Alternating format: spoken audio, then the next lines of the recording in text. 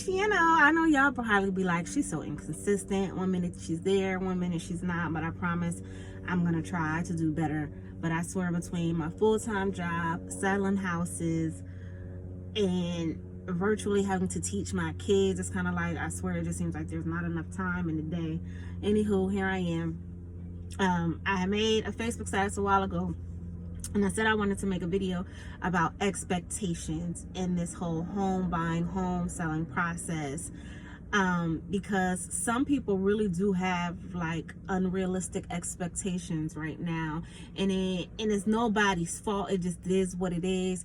You know, when you start the process and you buy a house, you want to buy what you want to buy, and you already have a number, and we go in with our personal preferences. Well, this room has this old carpet, so it shouldn't be worth this much.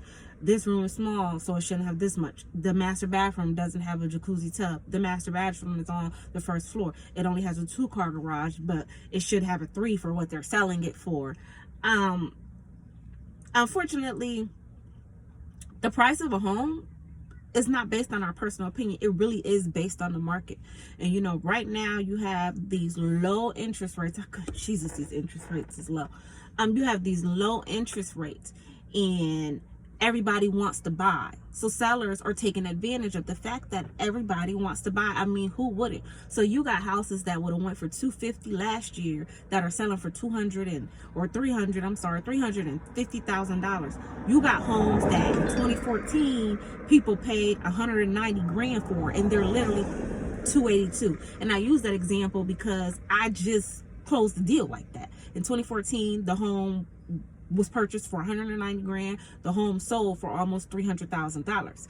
But it is the seller's market, and the seller can do what they want to do regardless of what a buyer says. You know, buyers have their time. Unfortunately, this just ain't one of them. You know what I mean? And in this market, $200,000 don't even get you much. Like, $200,000 will get you the basics, you know. And I'm in Ohio, and me and my husband considered relocating for the school district, and one of the better school districts for $400,000. All we really got was some white walls, some crown molding, and some regular floors. They weren't even marble or ceramic floors. They was just some regular floors. So I'm like, well, maybe we need to rethink this process and maybe put our kids in freaking private school. But the expectations are just outrageous, even for those people who are, you know, getting approved for, you know, 120,000. And I say this in the most humblest way, and it's not to be judgmental or to downplay anyone, I promise you. But 120 grand is, like, in the Cincinnati area, it's only getting you like a fixer-upper. I promise you. You know, people will come in, well, spending 100 grand, 150 grand. I think the closet should be bigger. I think this current market demands so much more. And as long as people are paying it, it's going to continue to demand, because you can pay more, but because your interest rates are lower, it still keeps you in that ballpark. So what you won't pay, another person will. You know what I mean? And as a buyer, you know what you want. And I do not settle. If it's in your price range and you know what you want, do not settle. You know, if you think something is overpriced, I'm just tired of looking, you get that, I'm just tired of looking for a house, I'm just going to settle for this. No, don't do that.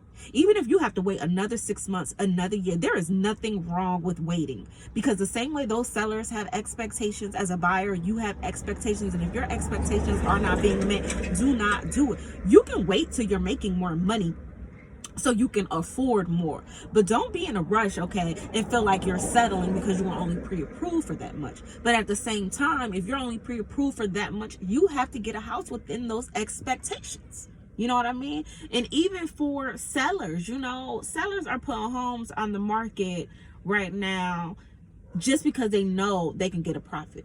It's sellers who are selling their 3,000 square foot homes because they can get such a big profit to move into an apartment for a year and rebuy again. They're taking advantage of the cost. And unfortunately, for you to get a house, you got to pay what they want, because people are taking advantage of these 2% interest rates that are being offered to them. You know what I mean? I think a couple years ago, I think rates were about 4%, 3.5. A 2% interest rate on a home, that is a drastic reduction. It might not seem like much, but for a home loan over a 30-year time period or even a 15-year time period, like, it is a lot. But as a buyer, you know, you kind of like, should I spend 300 grand? I think I should get this. You can think what you want to think. But for 300 grand, this is what the market is demanding. For 400 grand, this is what the market is demanding. You determined to be in this area, you got to pay what the market demands. The thing about the market, it goes up, it goes down, it goes up, it goes down. So you either buy now while everything's hot, while everybody is wanting to sell all the good stuff. And that's why I said it's like you really stuck up against the wall, because it's kind of like, well, I don't want to rush, I don't want to buy now. But then if you take the chance of waiting, all the good stuff is going to be gone. So you either pay what it's worth currently, or you can wait. Houses come on the market all the time. You know what I mean? Like, yeah, I tell my clients, like, it's okay if you want to wait. You know, when you walk into a house, you know when the house is for you. You get all googly eyed, oh my God, I gotta have it, I gotta have it. And sometimes you might not get it, and sometimes you know it's like, you know you wanted it so bad because you'd be so heartbroken when it's kind of like, yo, your agent call you like you didn't even get the deal. You know what I mean? So you got to keep on looking. You got to keep on looking. And that's when you get flustered. And you're like, I'm so tired of looking. Just give me whatever. Just give me whatever. I don't care. I'll take it. I'll take it. How much work does it need? You know, I'll pay 300 grand and put $15,000 in it. That is not the attitude you want to have. You know what I mean? And if you are wanting to put 15, 20 grand into a house, let it be a house that you actually want. Prime example, one of my clients, we searched high and low, bidding wars. He was so flustered that he said, basically, I'm just going to take whatever's on the market. And the house just, you know, as an agent, I told him, I said, look, if you want this house, we can get this house. I said, but I'm recommending you don't do this because this is not the house that you want. And when you buy it, all you're going to do is complain after. And he was like, I don't care. So we put the offer in, and by the grace of God, the day we put that offer in, the previous house that he wanted, the deal fell through, and the agent called me like, guess what? Their offer wasn't no good, so do your client still want the house? And I'm like, you know, prayer works, because I really did not want to. He was settling. And it wasn't necessarily a bad house, but it was just a house that it wasn't worth 300 grand. But because he was tired of looking, it did not meet his expectations. But this is the same person. We have went in so many houses that the other houses, they want this, they want that, they want too much money. They want too much money to you. Those are your expectations, but those are not the market's expectations. I guess what I'm trying to say is our expectations don't matter. They don't matter at all. You know what I mean? It's the market's expectation. If the market demands higher money, we pay higher money. If the market drops and it demands a lower cost, then we pay the lower cost. It's supply and demand. And unfortunately, it ain't much supply, but it's a whole lot of demand. You know, it's people out there that are waiting a year to purchase a home. So you can either wait to get what you want at a lower price, or you could pay what the market demands now. Pick a side and stay. It is what it is. But you cannot, in these houses, unfortunately, you can't go in and tell a seller, well, you want $350 for the house, but I really feel like it should only be $315 because you don't have a walk-in closet, you don't have a double vanity in the bathroom, the basement's not finished. That is your personal opinion. Because what the appraiser says is, this house is valued at $350, and if he was to add all of that stuff in this current zip code, in this current school district, in this current township, he could ask you for $420.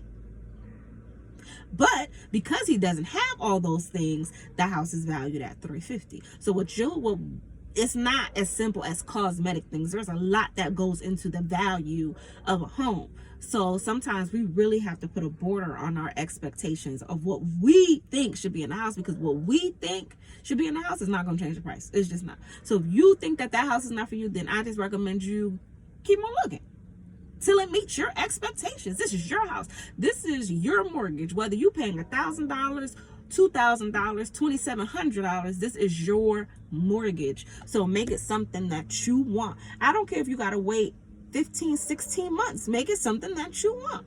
But that's all I got for this video. I just needed to rant and rave again.